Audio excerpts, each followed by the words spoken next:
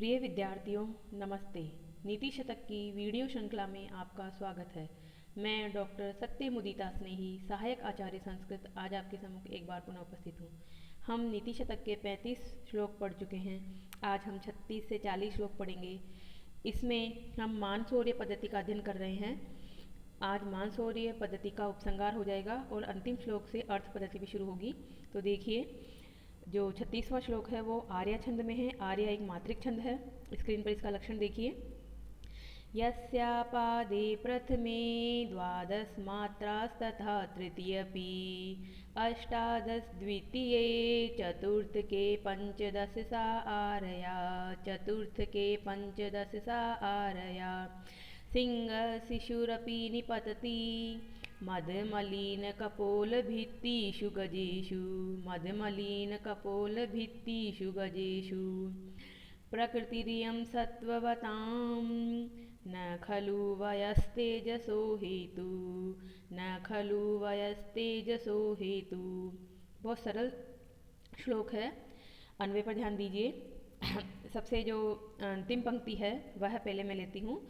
न खलु वयः तेजसो हेतु। खलु निश्चित रूप से, वयः यानी आयु, तेजसः हेतु तेज का, प्रताप का, शौर्य का, पराक्रम का, हेतु कारण न नहीं होता है। निश्चित रूप से जो हमारी आयु है, हमारी उम्र है, हमारी अवस्था है, वो तेज का कारण नहीं होती है। किन के लिए?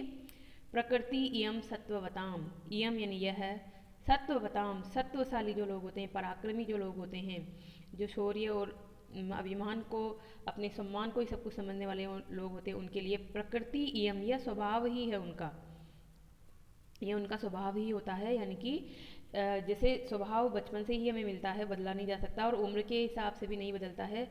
हम छोटे हों तो भी वही रहेंगे, बड़े हों तो भी वही रहेंगे। किसी का गुस्सा करने का स्वभाव है, किसी का शांत स्वभाव है, किसी का हंसमुख स्वभाव है, तो ये स्वभाव होता है।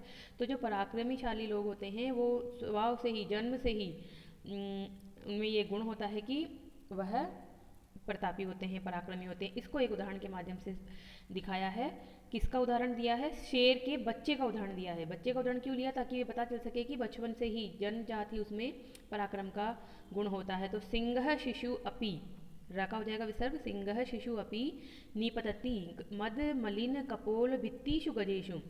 सिंह का शिशु, शिशु यानी बच्चा, शेर का बच्चा, यानी कि शेर की बात नहीं हो रही, शेर का बच्चा, छोटा बच्चा, वो क्या करता है? निपतति, गिरता है। किस पर? मद मलिन कपोल भित्तिषु गजेषु।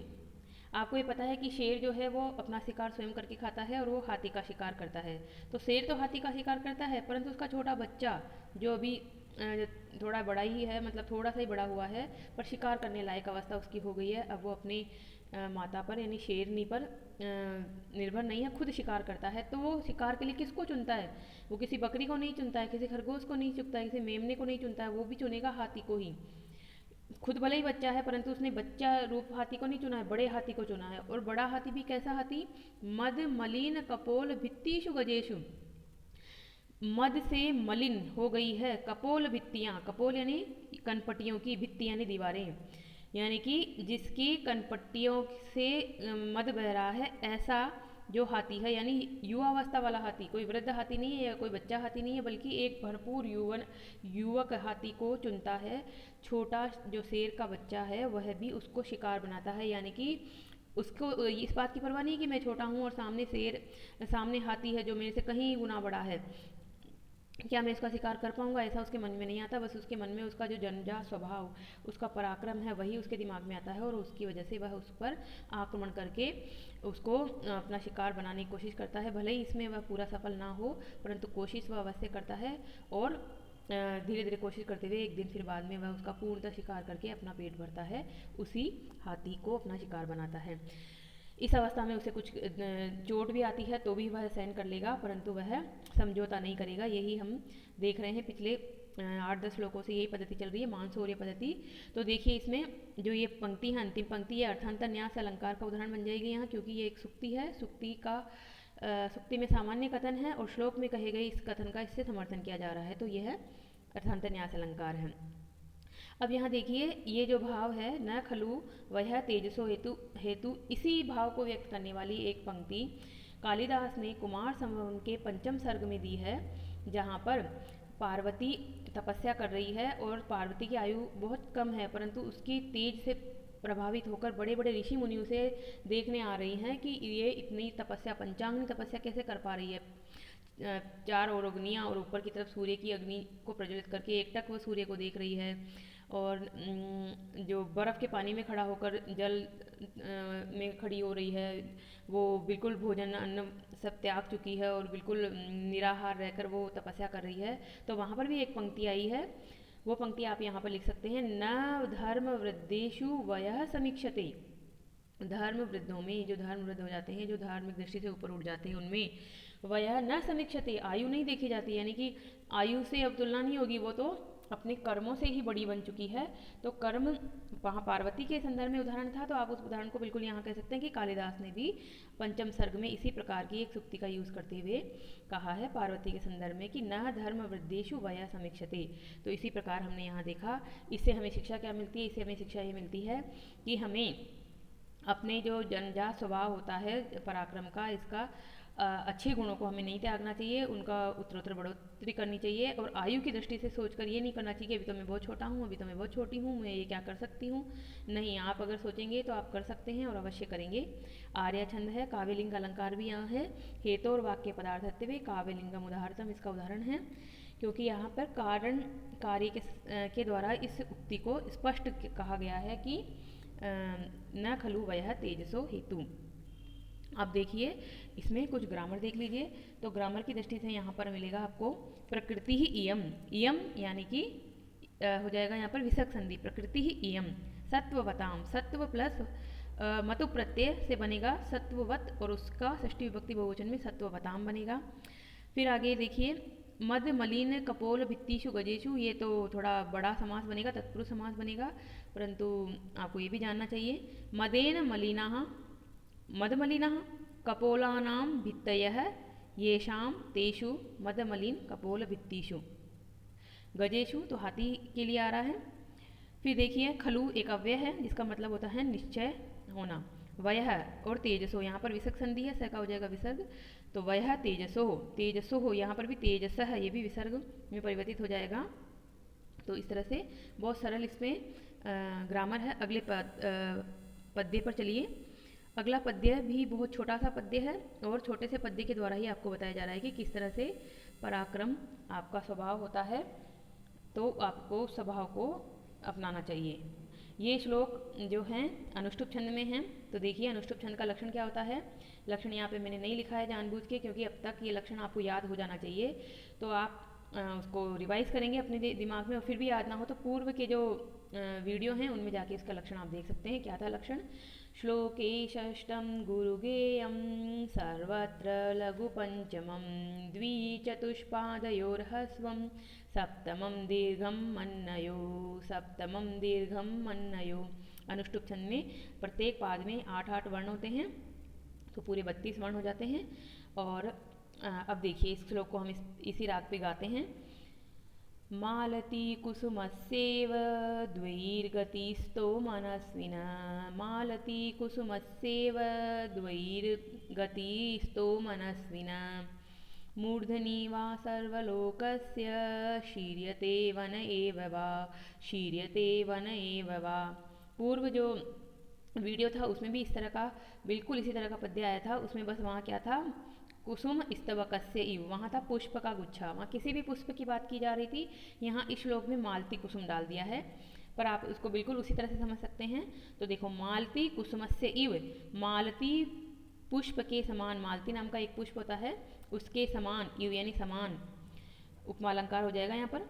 द्वे गति स्तः मनस्विनः, मनस्विनः मनस्वी व्यक्ति की, स्वाभिमानी व्यक्ति की द्वे गति, दो प्रकार की गतियाँ, स्थितियाँ स्तः होती है। अस्ति स्तः सन्ति ऐसे रूप चलते हैं, तो यह है अस धातु का प्रथम पुरुष द्विवचन, क्योंकि द्वे गति दो गति होती है, इस तरह से भाव हुआ। क्या दो गतियाँ हैं? मूर्धनि वा सर्वलोकस्य शीरते वन एव वा, सर्वलोकस्य मूर्धनि, सारे लोक की, सारे संसार की मूर्धनि यानी मूर्धा पे, सर्वोच्च स्थान पे होता है, बैठता है। शीर्यते वन एव वा, वा यानी अथवा, वन एव वन में ही, शीर्यते नष्ट हो जाता है। वने वने एव यानी वन में ही नष्ट हो जाता है।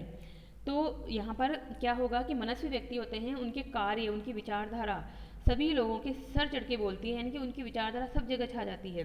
जैसे कि विवेकानंद की विचारधारा जब वो अमेरिका गए थे तो सभी लोगों के मन पे छा गई थी। उन्होंने जब कहा था मेरे भाइयों और बहनों, उन्होंने ये शब्द नहीं कहा था कि लेडीज़ एंड जेंटलमैन, बल्कि उन्होंने कहा था मेरे भाइयों और बहनों, और ये संबोधन उन्होंने पहली बार दिया था। यह शब्द बोलते ही वहाँ का जो सभा भवन था वो 5 मिनट तक तालियों से गूंजता रहा, और उनकी विचारधारा आज तक हम लोगों के को प्रभावित करती है, जिसमें वह कहते हैं कि उठो जागो और जब तक लक्ष्य की प्राप्ति ना हो तब तक रुको नहीं। तो इस तरह से उनकी विचारधाराएं पूरे युगों का क्या कहती हैं, मार्गदर्शन करती हैं।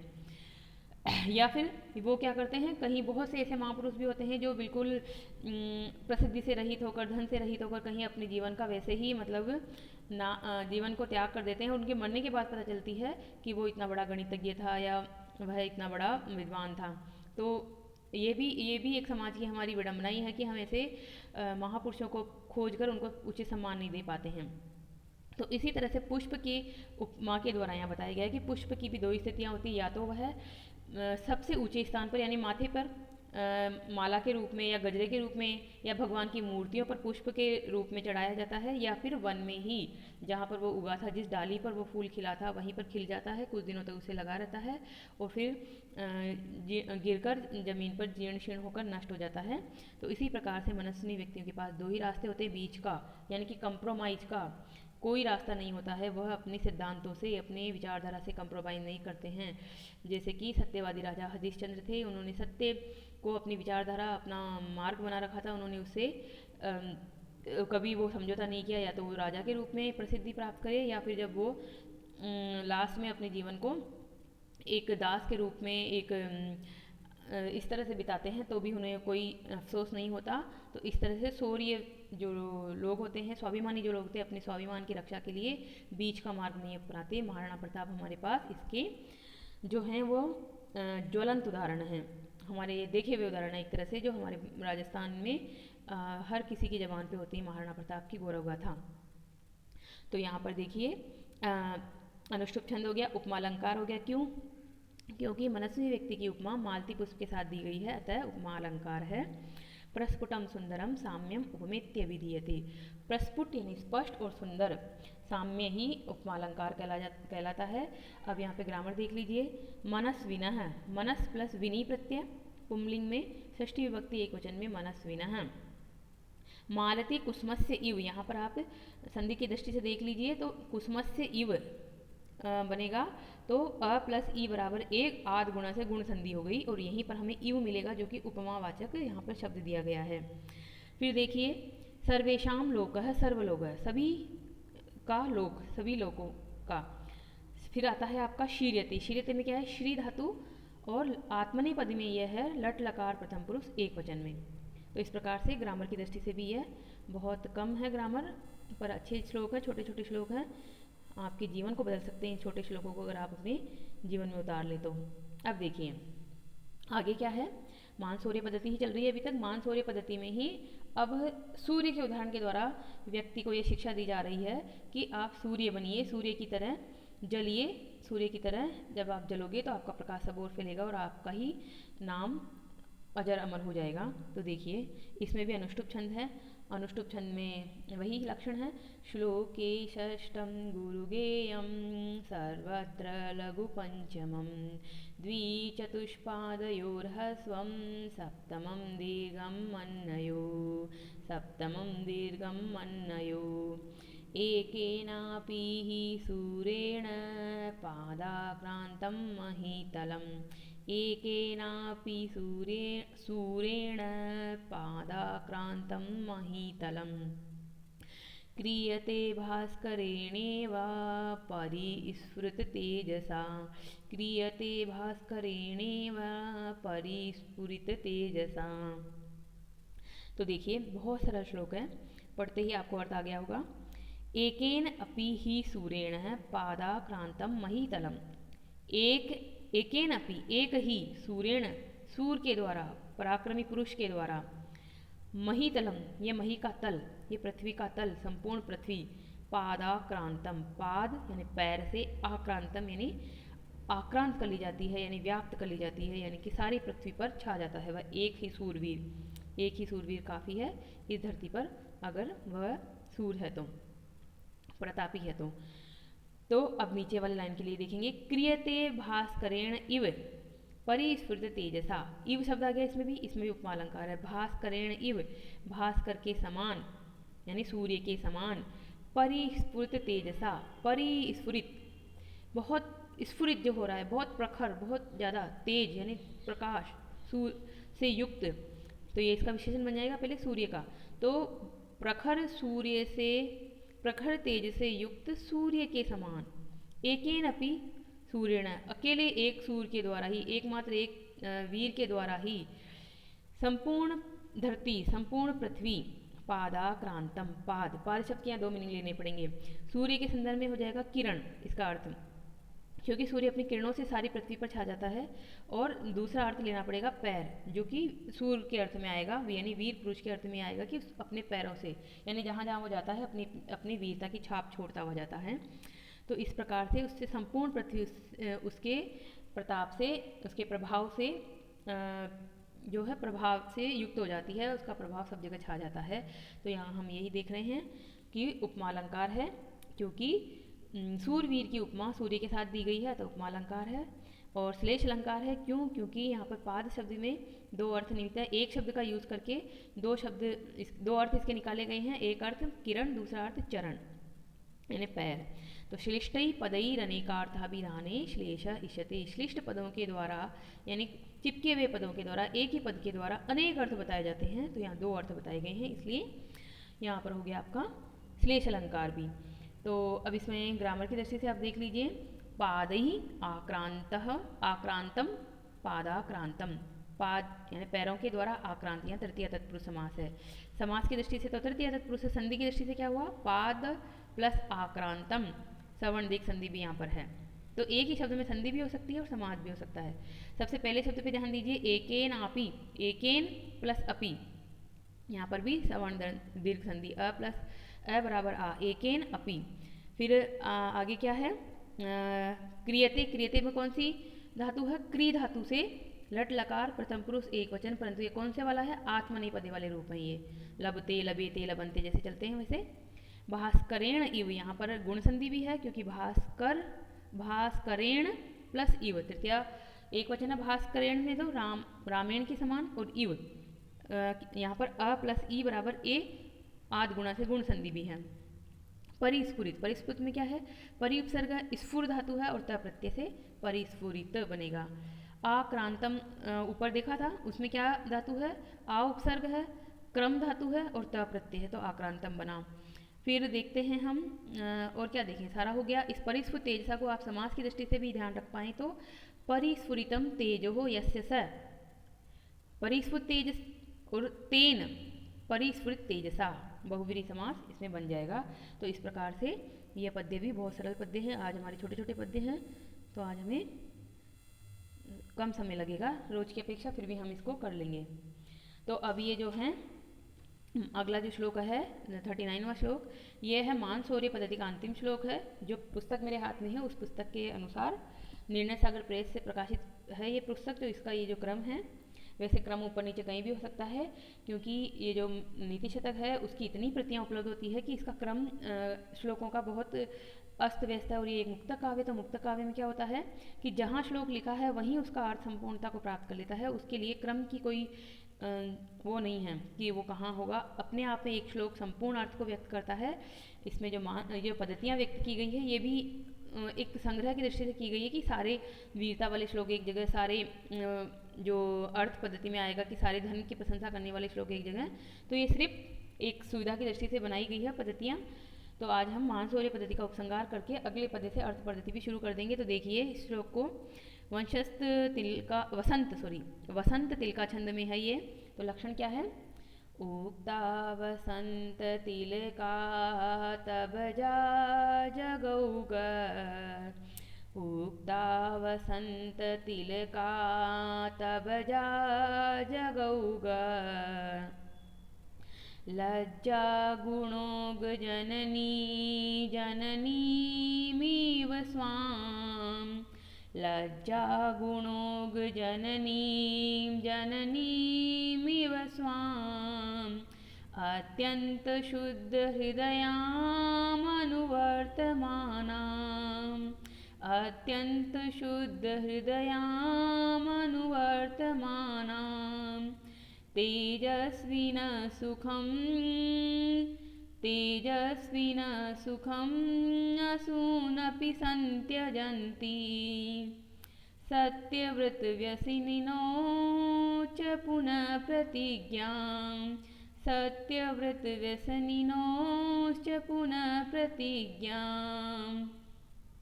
तो देखिए अब यहाँ पर आ रहा है सत्यव्रत व्यसनिन। सत्य के व्रत का व्यसनी, व्यसनी मतलब उसको आदत हो गई है, उसकी रुचि हो गई है। जो व्यसन शब्द वैसे बुरे अर्थ में आता है, जिसको बुरी लत लग जाती है उसके लिए कहते हैं व्यसन। पर यहाँ पर है कि सत्य का व्रत जिसने धारण कर लिया है वह उसकी आदत बन गई है, वो उसका स्वभाव बन गया है। ऐसे व्यक्ति के लिए प्रतिज्ञा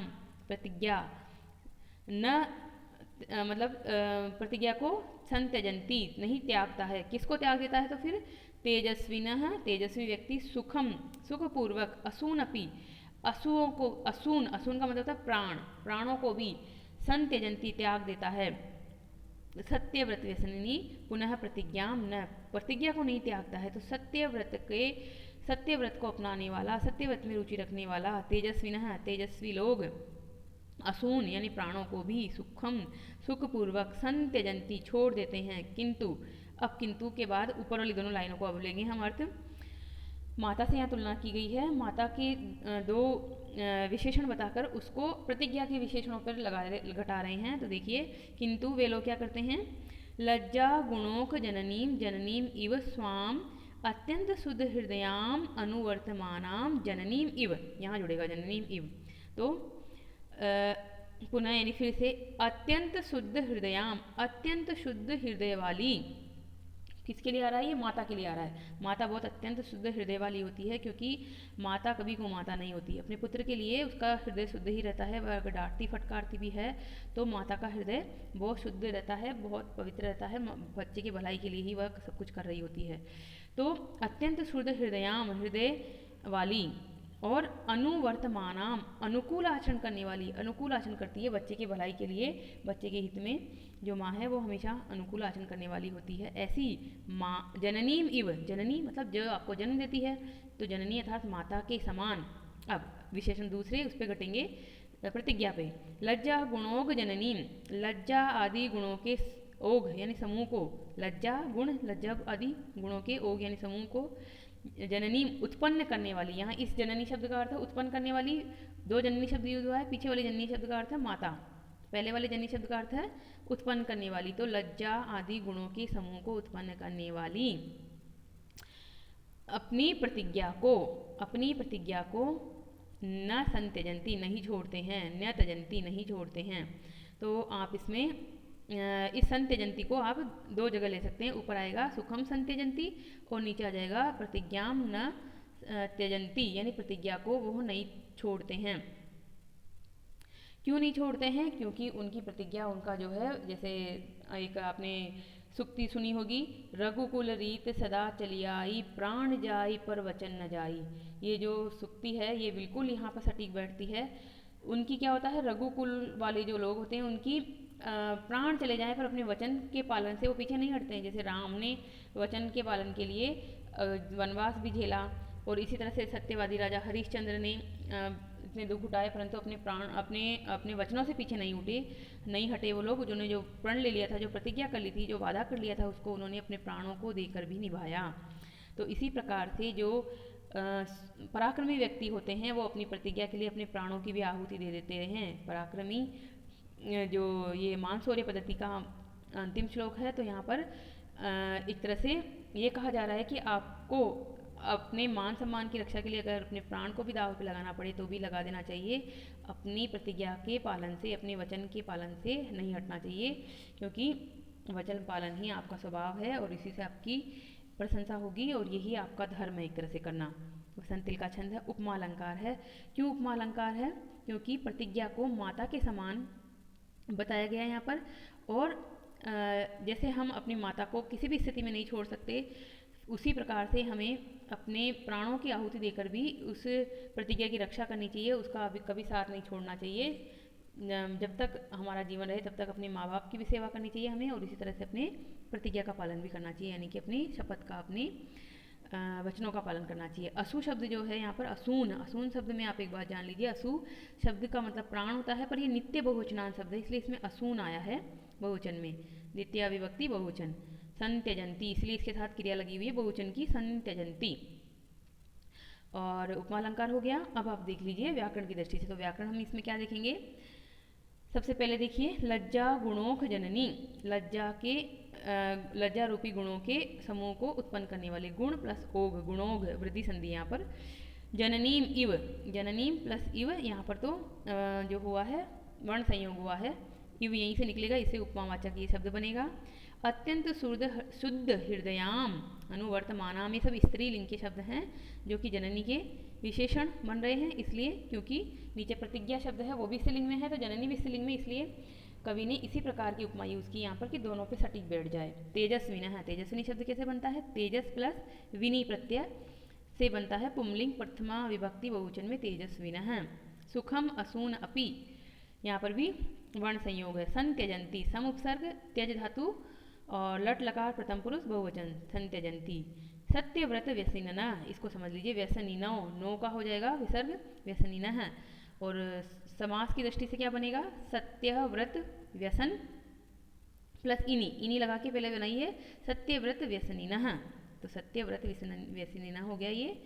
अब जो इसमें देखते हैं हम सबसे पहले वाले शब्द को भी देख लेते हैं, लज्जा गुणों को जननी, लज्जा च गुणाश्च लज्जा गुणाः, लज्जा आदि गुण, तेषाम लज्जा गुणानाम ओग है, यानी समूह है, लज्जा गुणोग है, तस्य जननी लज्जा गुणोक जननी, ताम लज्जा गुणोक जननी, इस तरह से करके बड़ा सा समास है ये।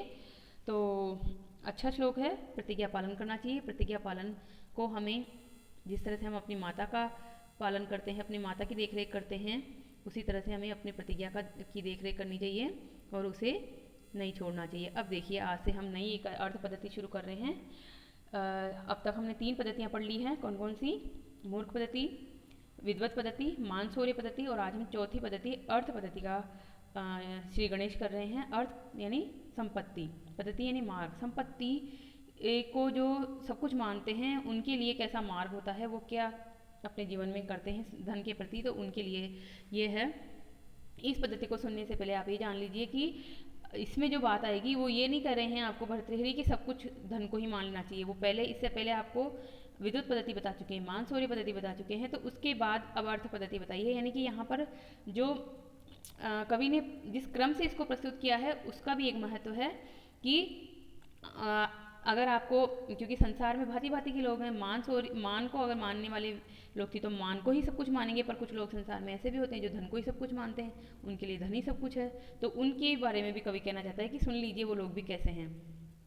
तो देखिए, शार्दुल विकृतिम छंद है, और शार्दुल विकृतिम छंद का लक्षण क्या होता है, सूर्या स्वैर यदि म सजौ सततका शार्दुल विक्रीडितम।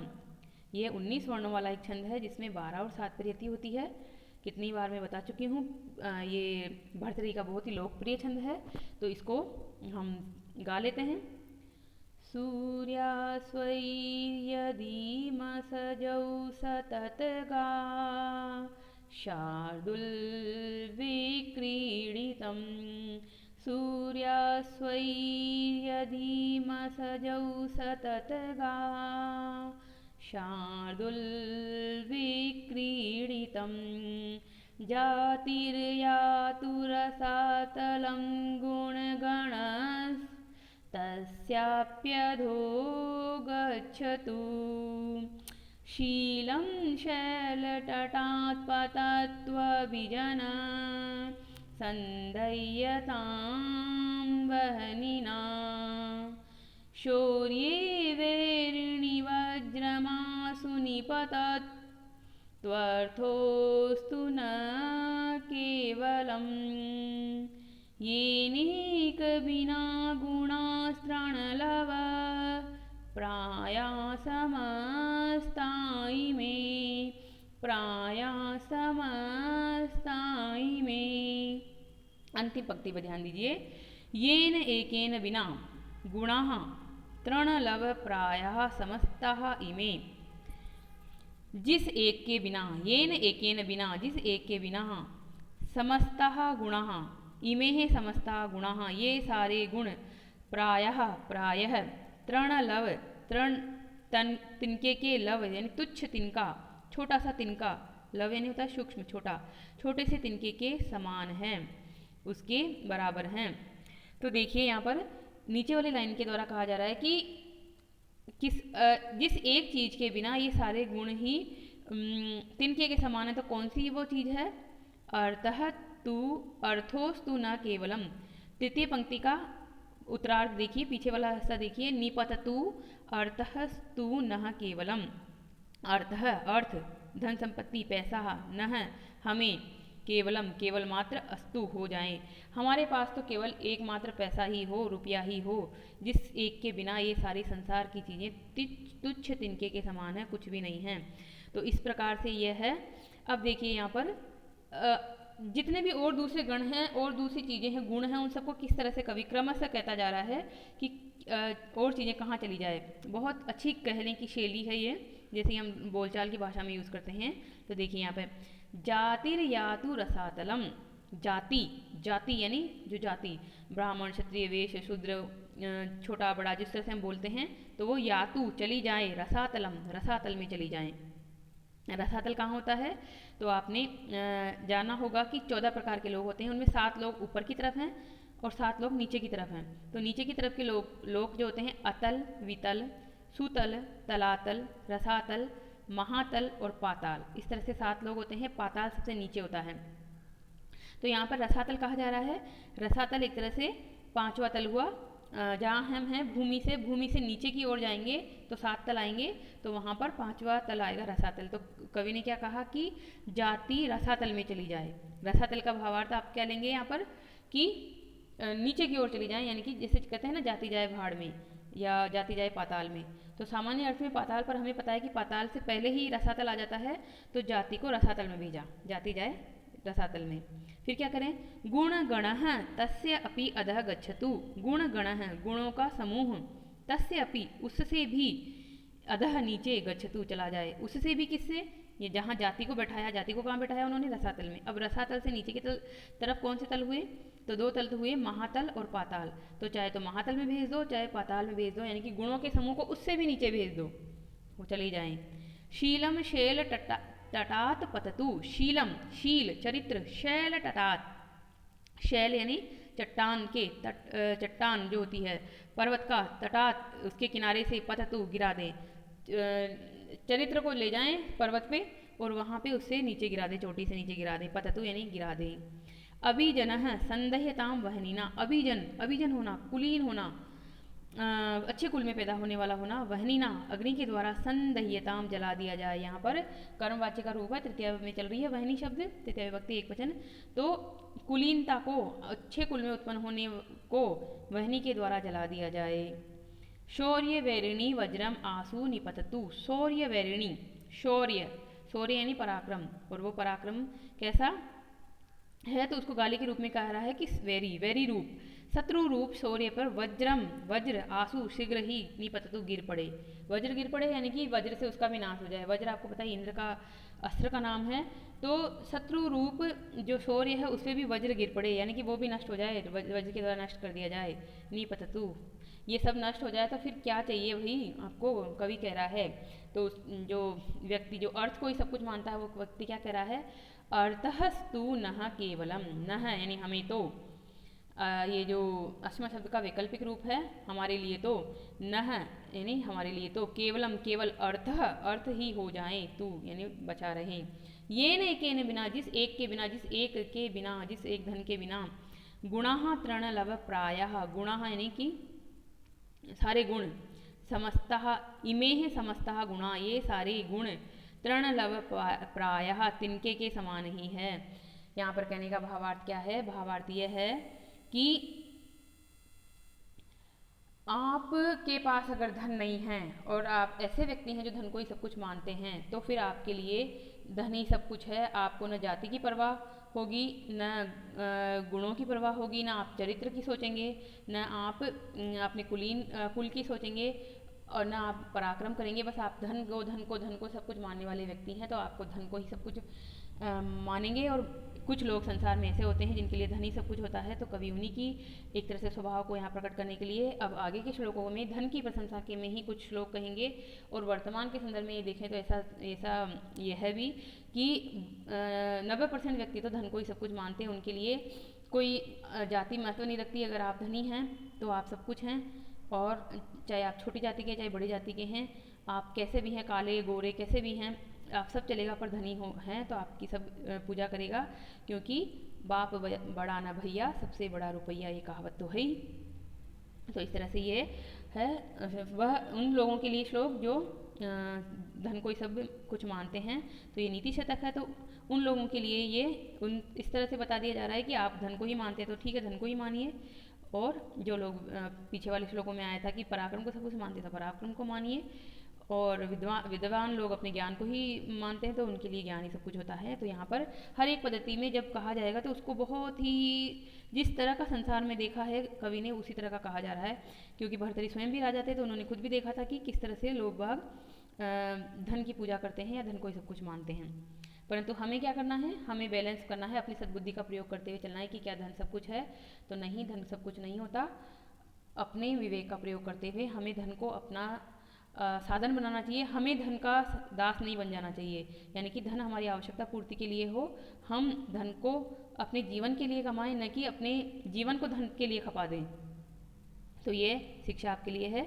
अनुप्रास अलंकार है, इसमें गुण गण है। देखो गुण गण है जो शब्द है, गण फिर गण, तो यहाँ पर अनुप्रास साफ ही दिख रहा है आपको। शीलम शैल टटात, यहाँ पर शल और शल स्वर और व्यंजन में क्या होता है, व्यंजनों का अगर साम्य हो तो भी आपका अनुप्रास अलंकार हो जाता है। स्वरों की अगर विषमता हो तो भी, तो शब्द साम्यम अनुप्रास है। विषमयपि स्वरस्य उपमालंकार यहाँ पर है। क्यों उपमालंकार है, क्योंकि तिनके के समान बता दिया है बाकी सब चीज़ों को। धन ही सब कुछ है, बाकी सारी चीज़ें तो तिनके के समान हैं। तो यहाँ पर एक तरह से लुप्त उपमालंकार है, क्योंकि इसमें इव शब्द कहीं पर भी नहीं आया, वाचक शब्द कहीं पर नहीं आया। और अब देख लीजिए इसमें कुछ ग्रामर की दृष्टि से हमें यहाँ क्या मिलेगा। ग्रामर की दृष्टि से देखिए कि गुणानाम गणः गुण गणः, वैर प्लस इनी वैरिन फिर तस्मिन वैरिणी, सप्तमी विभक्ति है यहाँ पर। सूर प्लस शय प्रत्यय से बना शौर्य। सबसे पहले ऊपर वाले शब्द को देखिए, जाति ही यातु, ऊपर का जो र है उसका हो गया विसर्ग। रसातलम, ये तो पूरा एक शब्द है। गुण गण है, स का हो जाएगा विसर्ग, गुण गण है। तस्य अपि अधः, तस्य अपि अधः, यहाँ पर कौन संधि, सबसे पहले तो हो गया सवर्णदीर्घ संधि तस्य और अपि, यहाँ पर फिर अपि और अधः के बीच में यण संधि अप्यधः। बाद में जो ई की मात्रा चढ़ी वो कहाँ से चढ़ी, इको हो गया यह, तो इको यणची सूत्र से हो गई यण संधि।